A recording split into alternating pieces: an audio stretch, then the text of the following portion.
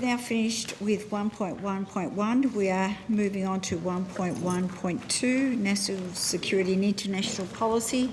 Senator Ludlam, if you could be brief, we would appreciate it, lest we're not going to get through the remainder of the program. Okay.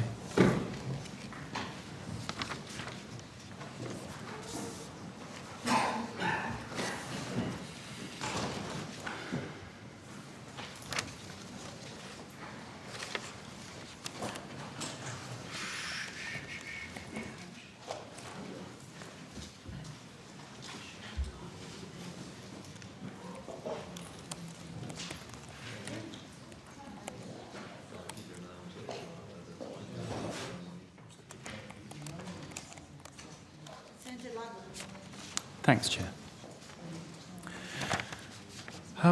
So the last time that I think we spoke at budget estimates was May or June, and at that stage I was told that the cyber white paper is on track and that it was to be delivered by middle of the year. On the 5th of October, the PM indicated at the PM's Forum on the Digital Economy that the cyber white paper will no longer be called that, it's going to be digital white paper, which would probably be a relief to some who get nervy whenever people start appending the word cyber to things. What informed the decision to expand the white paper, and can you just sketch for us the important difference between the two concepts? Chair, Alan McKinnon, Acting National Security Advisor.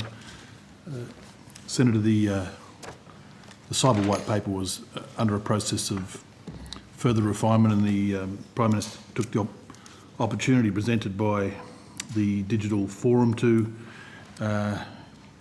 initiate some further expansion of some of the elements within the broad conversation on digital economy. All right. Does that mean it's got more of an economic focus than a national security focus? It's certainly got more of a digital community confidence, security focus, and a national cyber sort of security focus, yes. Okay. Are there any budgetary implications of the decision to expand its, I don't know what I'll call it, terms of reference? No. No? Okay. Same number of people will be working on it?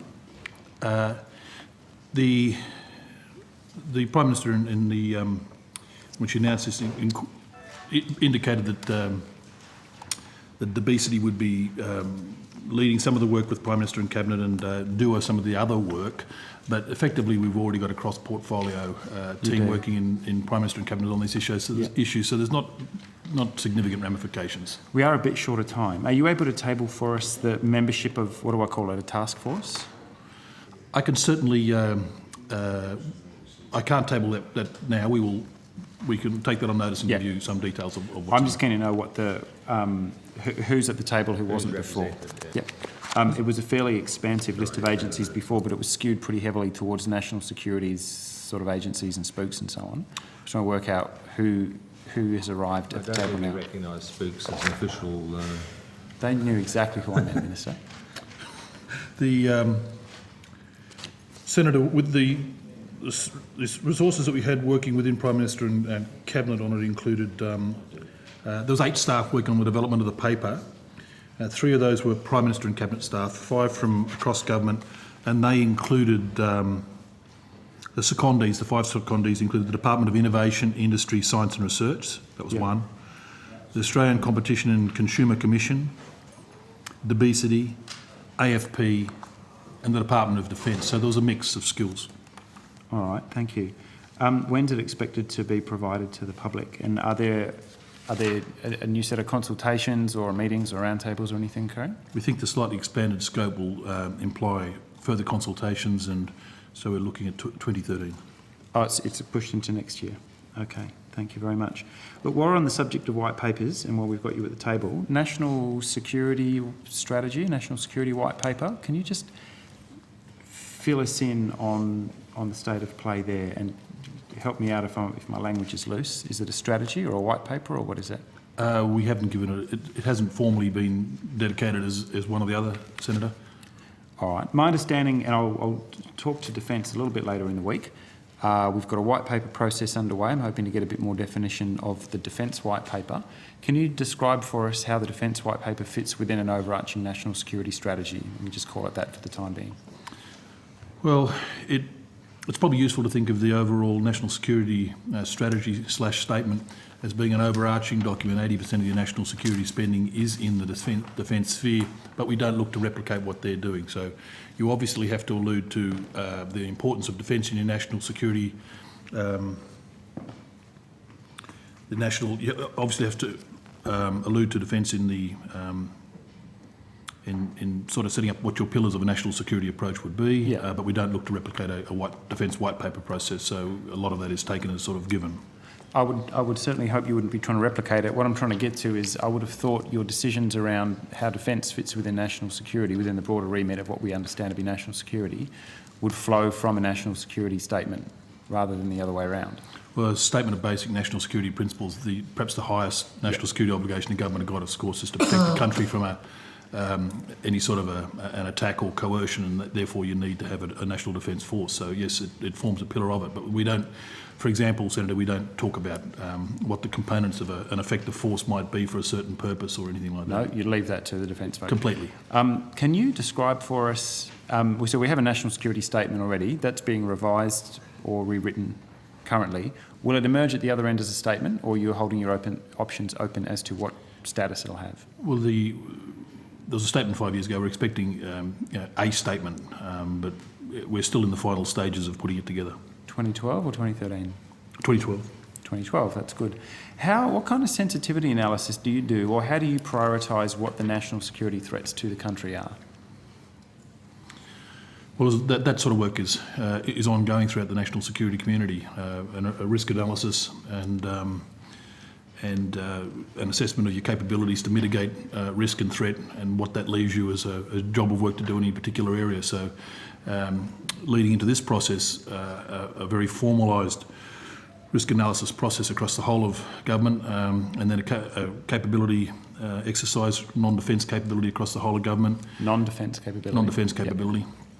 Okay, I feel like we're dancing around the answer a little bit. How do you, for long lead time decisions, particularly with potentially big capital acquisitions flowing from them, around security threats to the country stretching a couple of decades into the future, or at least a decade or two, how do you prioritise? How do you inform the government as to which of the national security threats that you can see on the horizon are the ones that need the most urgent attention? Well, within portfolios, there's already that obligation to, whether you're talking about, say, the AFP or Customs or Intel portfolio, to do that analysis on an ongoing basis. So you're not starting from scratch. You're looking at what has been a flow, and you're looking at whether you need to have any suggestions about a slightly increased or decreased emphasis. So it's not really like you're starting from scratch and looking to build up something over 2 decades. All right. We're a bit short of time, and I want to move on to my last bracket. So, and recognising I sprang these ones on you without warning, can you provide us on notice with anything that would help us understand how that prioritisation is done, without letting any nationally security sensitive information out of the bag? How is that actually done? For example, we hear from time to time the biggest national security threat to Australia at the moment is violent terrorism. For example, I've heard that concept even over the last week or so. How do you balance out whether that's the case, or whether food insecurity or direct armed invasion or climate change or economic instability, for example, take your pick? Those things all fall within the rubric of national security.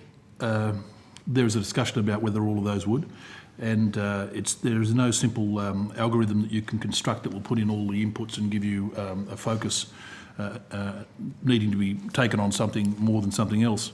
But essentially, throughout the government, there is already horizon scanning processes for risks and threats, and as I said, we then weigh up all of those risks as a process, cross-governmental, where we basically workshop those risks. We put focus groups onto them. We think about possible contingencies. Yeah. And I don't want to cut you off, but I'm aware that we are starting to run. It doesn't lend itself to a simple resolution, but it's basically the whole community coming together, looking at all of the scanning the horizon for risks, discussing those, looking at the capability, and then thinking about where you end up. All right. Just in the interest of time, can you provide us with some written material on the framework for that decision-making process? Just whatever you've got, behind the redrafting of whether it's a statement or a strategy or whatever it is. We'll take that on notice. Much appreciated, thank you.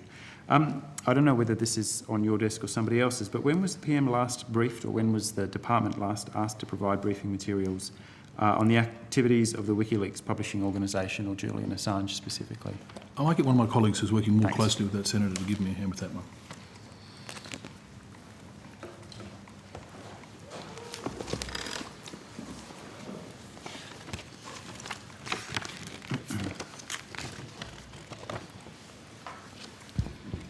Senator Richard Sadlier, First Assistant Secretary, and the last time the PM was briefed was the 31st of May 2012. Wow, 31st of May. Sorry, that's the last time she was briefed, or the last time the department was asked to provide That was briefing the last materials? formal briefing, a standard briefing. Since then, we just update using question time briefs and so forth.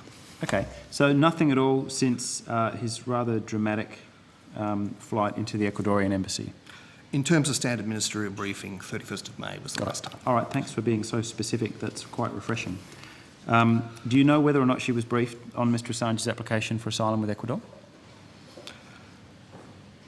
It would probably just have been picked up in QTBs or What's a documents of that QTB? sort. But I can, a question time briefing or something along those lines. Yeah. Are you able to provide the committee with a copy of the question time briefing? No. It's always worth asking. It's late, someone might get sloppy. Can you tell I'll us... ask you to wind up, Senator. I've had about 7 minutes, Chair, and nonetheless, what agencies or departments were consulted in the preparation of the briefing?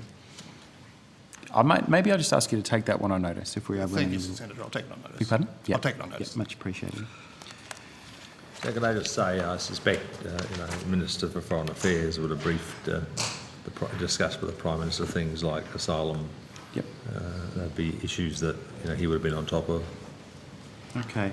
Can you tell us, you'll be aware probably that the Senate has now passed two resolutions calling on the Prime Minister to retract prejudicial statements that she made about the illegality of the work of WikiLeaks. Has the department provided any advice to the PM on that matter specifically?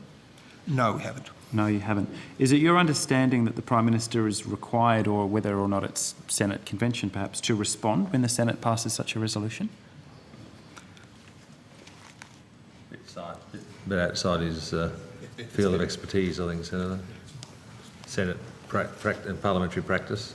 Should have asked the clerk when she was here earlier Yes. in the day. Was the department consulted by the Attorney General's Department about the reference provided to the Joint Parliamentary Committee on Intelligence and Security on reforms to national security legislation? Yes, the department was. Okay, great.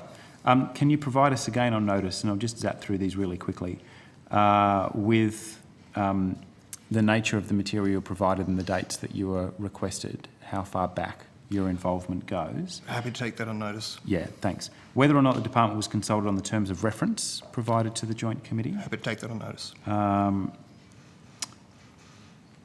Whether the department was asked to comment or provide some of the background information that was provided and included for the public in the discussion paper that was released as part of that committee reference? Happy to take that Great. on notice. And whether or not, and maybe if you can tell us this one now, that'd be good, the Prime Minister has been explicitly briefed, either through a question time brief or the other processes that you mentioned before, on the data retention proposal or on any other individual proposals among the 44 identified in the terms of reference? Senator, I'll have to take that one on notice as well. Thank you. Okay, specifically the data retention aspect is the one that I'm interested in. Okay. Thank you. Much appreciated. Thanks for your time. Thanks, Chair.